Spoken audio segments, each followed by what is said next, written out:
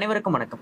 வெல்வது நிச்சயம் 2025 அப்படிங்கிற title free classes and test series அப்படிங்கிறத ப்ரொவைட் பண்றோம். அதுபடி 12th பொலிட்டிக்கல் சயின்ஸ் புக்ல இருக்கக்கூடிய ஒவ்வொரு டாபிக்ஸ் நம்ம பார்த்து வந்துட்டு இருந்தோம். ஸோ லாஸ்ட் வீடியோல 12th பொலிட்டிக்கல் சயின்ஸ் புக்குடைய 8th லெசனுடைய கண்டினியூஷன் தான் நம்ம பார்த்துட்டு இருந்தோம். ஸோ அதை தான் இந்த வீடியோல நம்ம கண்டினியூ பண்ண போறோம். ஸோ இந்த வீடியோல வந்துட்டு பசுமை புரட்சின்னு சொல்லக்கூடிய கிரீன் ரெவல்யூஷன் சம்பந்தப்பட்ட கான்செப்ட் பத்தி நம்ம டிஸ்கஸ் பண்ண போறோம். ஓகே, ஸோ கிரீன் ரெவல்யூஷன் சொல்லக்கூடிய பசுமை புரட்சி.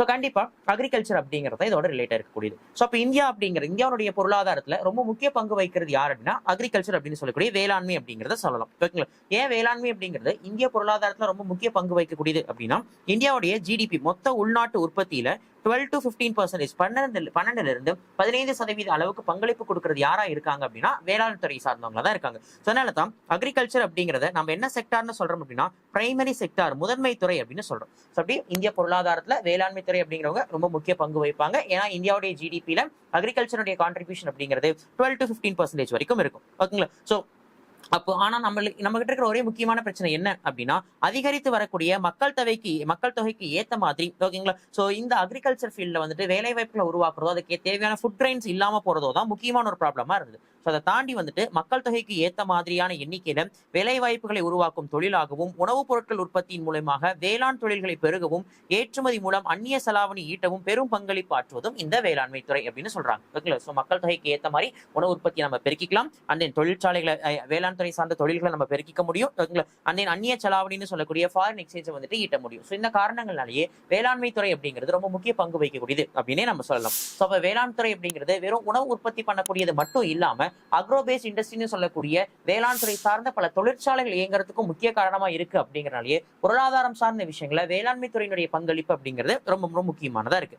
அப்போ அக்ரிகல்ச்சர் அப்படின்னு சொல்லும்போது வெறும் ஃபுட் கிராப்ஸ், உணவு தானியங்கள் மட்டுமே நம்ம சொல்லிட முடியும்னு கிடையாது. அதை தாண்டி பாத்தீங்க அப்படின்னா கோகனட், தென்னை வளர்ப்பு, தோட்டங்கள், முந்திரி, காஃபி, தேயிலை, மிளகு மற்றும் காய்கனிகள்னு சொல்லிட்டு இந்த மாதிரியான பல கேஷ் கிராப்ஸ் சொல்லக்கூடிய பணப்பயிர்களும் பாத்தீங்க அப்படின்னா அக்ரிகல்ச்சர்னு சொல்லக்கூடிய வேளாண்மை அப்படிங்கிற கேட்டகரியில தான் கவர் ஆகும். ஸோ அப்படி இந்தியா சுதந்திரம் அடைஞ்சதுக்கு பிறகு 1947 இந்தியா இண்டிபெண்டன்ஸ் ஆனதுக்கு பிறகு பல 5-year பிளானிங்ஸ், பல 5 ஆண்டு திட்டங்கள் அப்படிங்கிறத நம்ம செயல்படுத்தணும். மெயினா இது வரைக்கும் 12 5-year பிளானிங்ஸ், 12 5 ஆண்டு திட்டங்கள் அப்படிங்கிறத நம்ம செயல்படுத்திருக்கோம். இந்த 12 5 ஆண்டு திட்டங்களையும் அந்த காலகட்டத்துக்கு ஏற்ற மாதிரியான அக்ரிகல்ச்சருக்கு நம்ம இம்பார்ட்டன்ஸ் கொடுத்துருக்கோம்னா எஸ், கண்டிப்பா கொடுத்துருக்கோம். ஸோ அந்தந்த காலகட்டத்துக்கு ஏற்ற மாதிரி வேளாண்மை துறைக்கு முக்கியத்துவம் அப்படிங்கிறது நம்ம கொடுத்திருந்தாலும் அது வேறுபட்டுச்சு.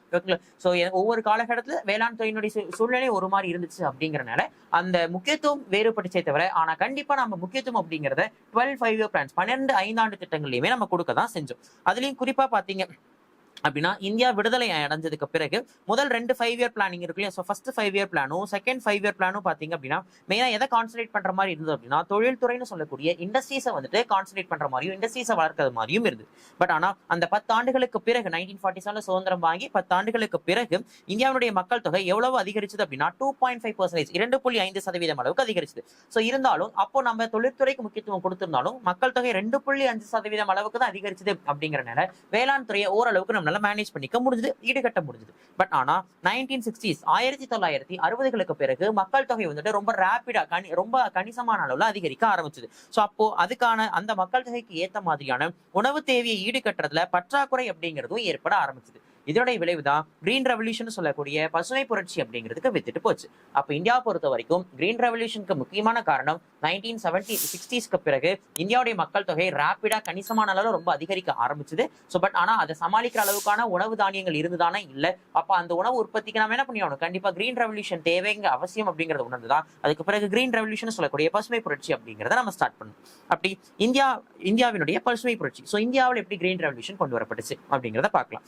ஸோ இந்தியா அடிப்படையிலேயோ ஒரு வேளாண்மை அப்படிங்கிறத சார்ந்திருக்கக்கூடிய ஒரு நாடு அப்படின்னே சொல்லலாம். ஓகேங்களா? சோ முதல் 2 5 ஆண்டு திட்டங்கள், ஃபர்ஸ்ட் 2 5-year பிளான் முழுக்க இண்டஸ்ட்ரி சார்ந்த விஷயங்களா இருந்தாலும் அக்ரிகல்ச்சர் சார்ந்த நிறைய ப்ராப்ளம்ஸ் அந்த முதல் 2 5 ஆண்டு திட்டங்கள் நமக்கு நிறைய கத்து கொடுத்தது. அதுல ஃபர்ஸ்ட் ஒன் என்ன அப்படின்னா மக்கள் தொகை பெருக்கத்துக்கு ஏத்த மாதிரியான உணவு தானியங்களை நம்மளால உற்பத்தி செய்ய முடியல. ஃபர்ஸ்ட் 2 5-year பிளானிங்குமே நம்ம ஃபேஸ் பண்ண ஒரு முக்கியமான பிரச்சனை என்ன அப்படின்னா பாப்புலேஷன் growthக்கு ஏத்த மாதிரியான ஃபுட் கிரைன்ஸ் ப்ரொடக்ஷன் அப்படிங்கறத நம்மளால பண்ண முடியல. அது ஃபர்ஸ்ட் ஒன். அடுத்தது பாரம்பரிய விவசாய முறைகளையே பின்பற்றப்பட்டதால் இந்த பற்றாக்குறை ஏற்பட்டது. ஏன்னா அதிக மகசூல் தரக்கூடிய விதைகளை எல்லாம் நம்ம பயன்படுத்தாம பாரம்பரிய வேளாண் முறையவே நம்ம பயன்படுத்தினது 2வது டிராபேக்கா அமைஞ்சது. அடுத்தது பாரம்பரிய வேளாண்மை முறையை பின்பற்றினது மட்டும் இல்லாம நீண்டகால சாகுபடினு சொல்லக்கூடிய லாங் டேர்ம் கிராப்ஸ், ஓகேங்களா, அதாவது 1 வருஷம் அளவுக்கோ இல்ல 10 மாத அளவுக்கோ நீண்ட நாட்கள் வரக்கூடிய கிராப்ஸ் நம்ம பயிரிட்டோம். இதனால என்னாச்சு அப்படின்னா உணவு பற்றாக்குறை ஏற்படும் போது குறுகிய காலத்துல நம்மளால அதனால சமாளிக்க முடியல. ஓகேங்களா?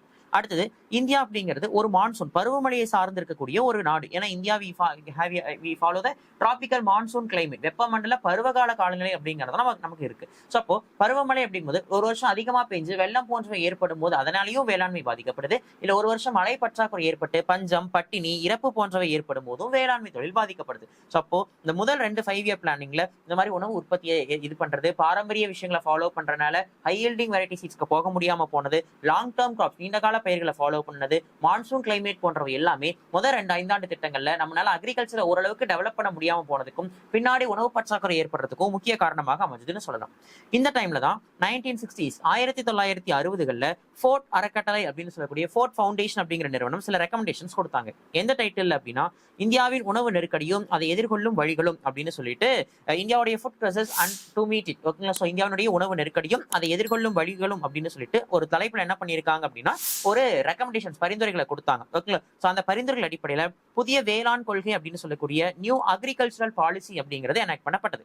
ஸோ 1959 1960 ஆண்டு காலகட்டங்கள்ல ஸோ நியூ அக்ரிகல்ச்சரல் பாலிசி புதிய வேளாண் கொள்கை அப்படிங்கிறது கொண்டு வரப்பட்டது. ஸோ இதனால என்னாச்சுன்னா வேளாண் துறையில இந்த கொள்கையின் படி பல சீர்திருத்தங்கள், பல ரிஃபார்ம்ஸ் அப்படிங்கிறத கொண்டு வந்தாங்க.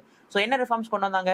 ஏற்கனவே நடைமுறையில் இருந்த பாசன முறைகளுடனும் புதிய பாசன வசதிகள் எல்லாமே ஏற்படுத்தப்பட்டது. ஸோ ஏற்கனவே இருந்த இரிகேஷன் மெத்தட்ஸோட சேர்ந்து பாத்தீங்க அப்படின்னா புதிய இரிகேஷன் மெத்தட்ஸ் அப்படிங்கிறத கொண்டு வந்தாங்க. அதை தாண்டி உரமிடல் முறை, புதுசா ஃபர்டிலைசர்ஸ் ஆட் பண்றது, அதிக மகசூல் தரும் வீரிய விதைகள் அறிமுகம் பண்றது, ஹை ஈல்டிங் வெரைட்டிஸ் ஆன சீட்ஸ் இன்ட்ரடியூஸ் பண்றது, பூச்சிக்கொல்லி போன்ற இடுபொருள்களை அறிமுகப்படுத்துறது எல்லாமே இதனுடைய சேஞ்சஸா இருந்து. அப்ப கிரீன் ரெவல்யூஷன் சொல்லும் போது சோ பாசன முறைகள் அதிகப்படுத்துறதோட மட்டும் இல்லாம என்னெல்லாம் பண்ண ஆரம்பிச்சோம்? ஃபர்டிலைசர்ஸ் அதிக போட ஆரம்பிச்சோம், ஹை ஈல்டிங் வெரைட்டிஸ்னு சொல்லக்கூடிய அதிக வீரியம் தரக்கூடிய விதைகளை நம்ம அறிமுகப்படுத்த ஆரம்பிச்சோம். அண்ட் தென் வந்துட்டு பூச்சிக்கொல்லிகளையும் நம்ம என்ன பண்ண ஆரம்பிச்சோம்னா அதிகம் பயன்படுத்த ஆரம்பிச்சோம். இது எல்லாமே முக்கியமான சீர்திருத்தங்களா இருந்தது. இந்த சீர்திருத்தங்கள் எல்லாத்தையுமே யாருடைய பரிந்துரையின்படி, எந்த திட்ட அறிவியலாளருடைய பரிந்துரையின்படி செய்யப்பட்டது அப்படின்னா, யாரால உருவாக்கப்பட்டது அப்படின்னா தமிழ்நாட்டை சேர்ந்த திரு MS சுவாமிநாதன் அப்படிங்கிறவரால தான் இந்தியாவில் இந்த பசுமை புரட்சி அப்படிங்கிறதுக்கான திட்டங்கள் எல்லாமே வியூகம் செய்யப்பட்டு உருவாக்கப்பட்டது. அதனாலேயே MS சுவாமிநாதன் என்னன்னு சொல்லுவாங்க அப்படின்னா பசுமை புரட்சியின் தந்தை, ஃபாதர் ஆஃப் கிரீன் ரெவல்யூஷன் அப்படின்னு சொல்லுவாங்க. நிறைய பேர் நமக்கு எக்ஸாம் பாயிண்ட் ஆஃப் வியூல क्वेश्चंसல கேட்டிருக்காங்க. ஓகே. சோ அப்போ பாசன வசதிகள் அதிகரிக்கிறது, புதிய உரங்களின் பயன்பாடு, இது ரெண்டும் தான் பசுமை புரட்சியினுடைய முக்கியமான அம்சம் அப்படின்னு சொல்லலாம். சோ எந்தெந்த பகுதிகளுக்கெல்லாம் இரிகேஷன் இல்லையோ புதுசா டேம்ஸ் கட்டி பாசன வசதிகளை ஏற்படுத்தி கொடுக்கிறது. அண்ட் தென் அடுத்தது உரங்களுடைய பயன்பாடுகள், ஓகேங்களா. இது ரெண்டும் தான் கிரீன் ரெவல்யூஷனுடைய முக்கியமான அம்சம்னு சொல்லலாம். சோ இந்த கிரீன் ரெவல்யூஷன் அதனுடைய விளைவு என்னாச்சு அப்படின்னா 1960ஸ்ல ஆரம்பிக்கப்பட்ட இந்த கிரீன் ரெவல்யூஷனால 1967 to 68 1967 இருந்து 68 வரைக்குமான காலகட்டத்துல வேளாண் உற்பத்தி அப்படிங்கிறது எவ்வளவு சதவீதம் அளவுக்கு இந்தியாவில வளர்ந்தது அப்படின்னா 50% 50% அளவுக்கு இந்தியாவில் அக்ரிகல்ச்சர் ப்ரொடக்ஷன் அப்படிங்கிறது வெறும் அந்த 7 to 8 இயர்ஸ்லயே அக்ரிகல்ச்சர் ப்ரொடக்ஷன் 50% அளவுக்கு இன்க்ரீஸ் ஆச்சு. சரி, இதை நம்ம எப்படி இம்ப்ளிமெண்ட் பண்ணணும்? இந்த பசுமை புரட்சிங்கிறத ஒட்டுமொத்த இந்தியாவிலையும் ஒரே கட்டமா கொண்டு வந்தோம்னா கிடையாது. ஸோ எப்படி இம்ப்ளிமெண்ட் பண்ணியிருப்போம் அப்படின்னா 1960s 1960களில் முதல்ல இந்தியாவில் ஒரு 7 மாவட்டங்களை பைலட் ப்ராஜெக்ட் பேசிஸ்ல முன்மாதிரி திட்டத்தின் அடிப்படையில் நம்ம செலக்ட் பண்ணிட்டோம், ஓகேங்களா. ஸோ அந்த மாவட்டங்கள் எல்லாம் பாத்தீங்க அப்படின்னா அடர்த்தியான பகுதி மேம்பாட்டு திட்டம்னு சொல்லக்கூடிய இன்டகிரேட்டட் அக்ரிகல்ச்சரல் டெவலப்மெண்ட் ப்ரோக்ராம், அதாவது இந்த திட்டம் அப்படிங்கிறது 1960 to 61 காலகட்டங்களில் கொண்டு வரப்பட்டது. ஸோ இன்டகிரேட்டட் அக்ரிகல்ச்சரல் டெவலப்மெண்ட் ப்ரோக்ராம்னு சொல்லக்கூடிய ஒருங்கிணைந்த வேளாண் மேம்பாட்டு திட்டத்தின் கீழே பாத்தீங்க அப்படின்னா செயல்படுத்தப்பட்டது. அப்போ பைலட் ப்ராஜெக்ட் பேசிஸ்ல 7 டிஸ்ட்ரிக்ட் நம்ம செலக்ட் பண்ணிட்டோம். அந்த 7 டிஸ்ட்ரிக்ட்ஸ்ல இந்த திட்டங்கள், இந்த பசுமை புரட்சி சம்பந்தப்பட்ட கான்செப்ட் இன்ட்ரோடியூஸ் பண்ணோம். அது நல்ல ஒரு ரிசல்ட் கொடுத்துச்சு அப்படிங்கறனால லேட்டர் என்ன பண்ண ஆரம்பிச்சோம் அப்படின்னா ஒவ்வொரு மாநிலத்துக்கும் ஒரு மாவட்டம் அப்படின்னு சொல்லி தேர்வு செஞ்சு அதை விரிவுபடுத்தணும். அப்படி 1965 1965 காலகட்டங்களிலேயே நியர்லி இன் 144 டிஸ்ட்ரிக்ட்ஸ் 144 மாவட்டங்கள்ல கிரீன் ரெவல்யூஷன் சொல்லக்கூடிய பசுமை புரட்சி அப்படிங்கிறது என்ன செய்யப்பட்டது அப்படின்னா மேலும் இந்த திட்டம் அப்படிங்கிறது விரிவடைய ஆரம்பிச்சது. ஸோ அப்படி தொடக்கத்துல 2 மில்லியன் ஹெக்டேர் நிலங்கள் வந்துட்டு இந்த திட்டத்தின் மூலியமா செயல்படுத்தப்பட்டுச்சு. ஆனா மேலும் மேலும் விரிவடைஞ்சு 70 மில்லியன் ஹெக்டேர், அதாவது பாத்தீங்க அப்படின்னா 7 கோடி ஹெக்டேர் நிலங்கள் அப்படிங்கிறது செயல்படுத்த, அந்த நிலங்கள்ல வந்துட்டு இந்த கிரீன் ரெவல்யூஷன் நம்ம செயல்படுத்தணும். ஸோ கிட்டத்தட்ட ஒட்டுமொத்த இந்தியாவினுடைய வேளாண் நிலங்கள்ல 40% பகுதிகள் இந்த கிரீன் ரெவல்யூஷன் மூலியமா டெவலப் ஆக ஸ்டார்ட் ஆச்சு அப்படிங்கிறதே சொல்லலாம். ஸோ இது மட்டும் இல்லாம அக்ரிகல்ச்சர் என்னாச்சு, ஆண்டு முழுவதுமே பாத்தீங்கன்னா வேளாண் நடவடிக்கைகள் மேற்கொள்ளப்பட்டன. ஸோ முதல்ல எல்லாம் பாத்தீங்க அப்படின்னா ஒரு போகம் அப்படின்னு இருந்துச்சு, ஒரு வருஷம் ஃபுல்லா ஒரே ஒரு போகத்தை வச்சு மட்டும்தான் மக்கள் இருந்தாங்க. ஆனா அது கூடிய சீக்கிரம் என்னவா டெவலப் ஆச்சுன்னா 2 போகம் அப்படிங்கிறது மாதிரி 3 போகம் அப்படின்னு சொல்லிட்டு மகசூல் அப்படிங்கிறது பெருக்க ஆரம்பிச்சாங்க. ஓகேங்களா?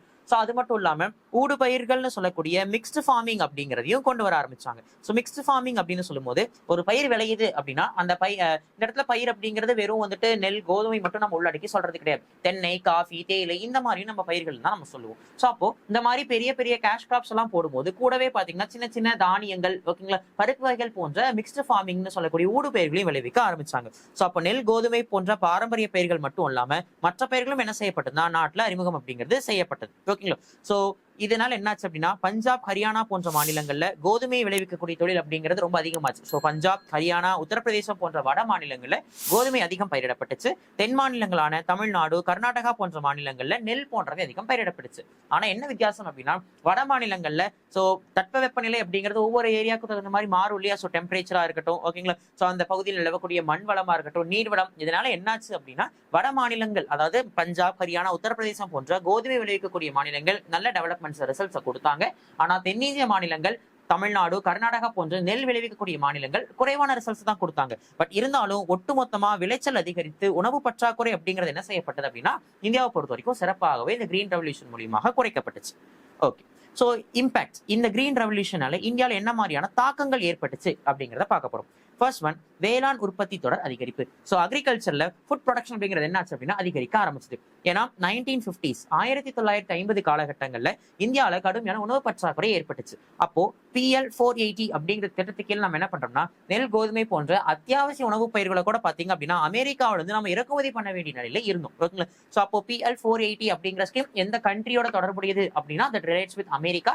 எந்த துறை அப்படின்னா அக்ரிகல்ச்சர். ஏன்னா அத்தியாவசியமான அரிசி, கோதுமை, பருப்பு, காய்கறி வகைகள் கூட பாத்தீங்க அப்படின்னா நம்ம எங்க இருந்தா இம்போர்ட் பண்ணோம்? PL 480 அப்படிங்கிற திட்டத்தின் மூலமா அமெரிக்காவில இருந்து இம்போர்ட் பண்ணோம், இறக்குமதி செஞ்சோம். பட் ஆனா இந்த பசுமை புரட்சியினால அத்தியாவசிய பொருட்களை தாண்டி மேலும் பல பொருட்களை, வேளாண் சார்ந்த பொருட்களை நாமளே உற்பத்தி பண்ணக்கூடிய நிலைக்கு நம்ம டெவலப் பண்ணோம். ரெண்டாவது, வேளாண் வேலை வாய்ப்புகள் அதிகரிக்க தொடங்குச்சு. ஓகேங்களா? சோ அக்ரிகல்ச்சர் சார்ந்த எம்ப்ளாய்மெண்ட் செக்டர்ஸ் டெவலப் ஆக ஸ்டார்ட் ஆச்சு. ஓகேங்களா? சோ அப்போ முதல்ல வந்துட்டு பாத்தீங்க அப்படின்னா ஒரு போகம் மட்டும் தான் அப்படின்னா அதுக்கேற்ற மாதிரியான வேளாண்மை தொழில் இருந்து. ஆனா 3 போகம் அப்படிங்கும் போது வருஷம் ஃபுல்லாவே வேளாண்மை தொழில் அப்படிங்கிறது அதிகமாவே இருந்துச்சு. ஓகேங்களா? இப்படி அன்ஆர்கனைஸ்டு சொல்லக்கூடிய, அதாவது திறனற்ற விவசாய தொழிலாளர்கள் மட்டும் இல்லாம இந்த வேளாண் துறையை நம்ம டெவலப் பண்ண பொறியியல் சார்ந்து, ஓகேங்களா, சோ அக்ரிகல்ச்சர் சார்ந்த டெக்னிக்கல் சார்ந்த விஷயங்களும் டெவலப் ஆக ஸ்டார்ட் ஆச்சு. அதனால வெறும் தோட்டத்துல இறங்கி வேலை செய்யக்கூடிய திறனற்ற விவசாய தொழிலாளர்கள் மட்டும் இல்லாம, ஓகேங்களா, வேளாண் பொறியாளர்களுடைய தேவையும் அதிகரிச்சது அப்படிங்கிறது வேளாண்மை துறை சார்ந்து நிறைய எம்ப்ளாய்மெண்ட் உருவாகிறதுக்கு முக்கிய காரணமா இருந்தது. அடுத்தது, வேளாண்மை தொழில்துறை சந்தை. சோ மார்க்கெட் அப்படின்னு சொல்லலாம். ஏன் அப்படின்னா சோ வேளாண்மை அப்படிங்கிறது இப்போ நல்லா டெக்னிக்கல் ரீதியா டெவலப் ஆக ஆரம்பிச்சு. ஸோ அப்போ அதுக்கு தேவையான ஃபர்டிலைசர்ஸ், பெஸ்டிசைட்ஸ், டிராக்டர்ஸ் இந்த மாதிரியான பொருட்கள்லாம் உற்பத்தி பண்ணணும். அப்போ என்ன ஆக ஆரம்பிச்சது? ஸோ வேளாண்மை துறை டெவலப் ஆக மக்கள் ஆர்வத்தோட இதுல ஈடுபட இந்த சார்ந்து பெஸ்டிசைட்ஸா இருக்கட்டும், ஃபர்டிலைசர்ஸ், உரங்களா இருக்கட்டும், டிராக்டர்ஸா இருக்கட்டும், இது சார்ந்த விஷயங்களை உற்பத்தி பண்ணக்கூடிய தொழிற்சாலைகள் என்ன ஆச்சு அப்படின்னா டெவலப் ஆக ஆரம்பிச்சது. ஓகேங்களா? ஸோ அப்போ அறிவியல் முறை சார்ந்த வேளாண்மை துறை டெவலப் ஆக அது சார்ந்த பொருட்கள் உற்பத்தியும் டெவலப் ஆக ஆரம்பிச்சது. இது மட்டும் இல்லாம வேளாண் உற்பத்தி பொருட்களை நுகர்வோருக்கு கொண்டு சேர்க்கும் வகையில பதப்படுத்துதல் மற்றும் விநியோகித்தல் சந்தையும் தனது பங்களிப்பினை திறம்பட ஆற்றத் தொடங்கியது. அப்போ உற்பத்தி பண்ண பொருட்களை பத்திரமா கொண்டு போய் சேர்க்கறதுக்கு குடோன்ஸ், கிடங்குகள் எல்லாமும் கூட அமைக்கப்பட்டது. ஓகேங்களா? சோ இதனாலதான் இதுதான் வேளாண்மை தொழில்துறை சந்தை மார்க்கெட் அளவுலையும் அக்ரிகல்ச்சர் நல்ல ஒரு டெவலப்மெண்ட் இருந்தது. அதுக்கடுத்தது, மாநிலங்களுக்கு இடையே பரிமாற்றம் மற்றும் சந்தை முறை. சோ ஏற்கனவே சொன்ன மாதிரி பசுமை புரட்சி ஓவராலா இந்தியாவில சக்சஸ் ஆயிருந்தாலும் ஒரு சில மாநிலங்கள், வளம் நிறைந்த மாநிலங்கள் சக்சஸ் பண்ணாங்க. வளம் குறைவா இருக்கக்கூடிய மாநிலங்கள் என்ன பண்றாங்க அப்படின்னா நிறைய ப்ராப்ளம்ஸை ஃபேஸ் பண்ண ஆரம்பிச்சாங்க. சோ பட் இதனால என்னாச்சுன்னா மாநிலங்களுக்குள்ளார ஒரு இடைவெளி உருவாக ஆரம்பிச்சது. இருந்தாலும் இந்தியாவில கடுமையா வறட்சியால பாதிக்கப்பட்டிருக்கக்கூடிய மகாராஷ்டிராவினுடைய விதர்பா அப்படிங்கிற பகுதியை சார்ந்தவங்களும் சரி, ஏன்னா இந்தியாவிலேயே அதிக விவசாயிகள் தற்கொலை நடக்கக்கூடிய இடம் மகாராஷ்டிராவுடைய விதர்பா அப்படிங்கிற பகுதி, அந்த தெலுங்கானா மாநிலங்கள். சோ இந்த பகுதியில் இருக்கக்கூடிய விவசாயிகளுக்கு மத்த நாட்டில் இருக்கக்கூடிய விவசாயிகள் என்ன பண்றாங்கன்னா அவங்க உற்பத்தி பண்ண பொருட்கள் போக மிச்சமீதி இருக்கிறத இந்த பகுதியில் இருக்கக்கூடிய விதர்பா, தெலுங்கானா பகுதி விவசாயிகளுக்கு எக்ஸ்ட்ராவா கொடுக்க ஆரம்பிக்கிறாங்க. அப்போ உபரியை விநியோகிக்க ஸ்டார்ட் பண்றாங்க. இப்போ மாநிலங்களுக்கு மாநிலம் இடையில நிறைய வேறுபாடுகள் இருந்தது. ஓகேங்களா? உற்பத்தியில நிறைய ஆல்ட்ரேஷன்ஸ் இருந்தது. பட் இருந்தாலும் விவசாயிகள் என்ன பண்றாங்க, அவங்க உற்பத்தி பண்ண உபரிய இந்த மாதிரி விதர்பா, தெலுங்கானா பகுதியில் இருக்கக்கூடிய மக்களுக்கு விநியோகிக்க ஸ்டார்ட் பண்றாங்க. ஓகேங்களா? சோ இது மாநிலங்களுக்கு இடையே பரிமாற்றம் மற்றும் சந்தை முறை உருவாகிறதுக்கு முக்கிய காரணமா இருந்தது. அதுக்கடுத்து சிறு விவசாயிகள் பெரிய விவசாயிகள் இடையான ஏற்றத்தாழ்வு. ஸோ அக்ரிகல்ச்சரல் ரெவல்யூஷன் அப்படின்னு சொல்லும்போது, கிரீன் ரெவல்யூஷன் அப்படின்னு சொல்லி போகும்போது கண்டிப்பா டெக்னிக்கல் ரீதியா அறிவியல் ரீதியா போறாங்க போது இனிஷியல் காஸ்ட் அப்படிங்கிறது அதிகமா தேவைப்படும். அப்போ பெரிய பெரிய விவசாயிகள் இதனால என்ன பண்ண ஆரம்பிச்சாங்க, நிறைய இன்வெஸ்ட்மெண்ட் பண்ண ஆரம்பிச்சாங்க, நிறைய முதலீடுகள் பண்ண ஆரம்பிச்சாங்க, அவங்க அதை அட்டைன் பண்ணாங்க, பெனிஃபிட்ஸ் அட்டைன் பண்ணாங்க. பட் ஆனா சிறு விவசாயிகளால என்ன பண்ண முடியல அப்படின்னா அந்த பெனிஃபிட்ஸை எடுத்துக்க முடியல. ஓகேங்களா? ஏன்னா அவங்களால அதிக முதலீடுகளை கொடுத்து அந்த டெக்னாலஜி ரீதியா அறிவியல் ரீதியான தொழில்நுட்பத்தை பயன்படுத்த முடியல. இதனாலேயே சிறு விவசாயிகளுக்கும் பெரிய விவசாயிகளுக்கும் இடையில பாத்தீங்க அப்படின்னா ஒரு ஏற்றத்தாழ்வு அப்படிங்கிறது உருவாகி இருந்தது.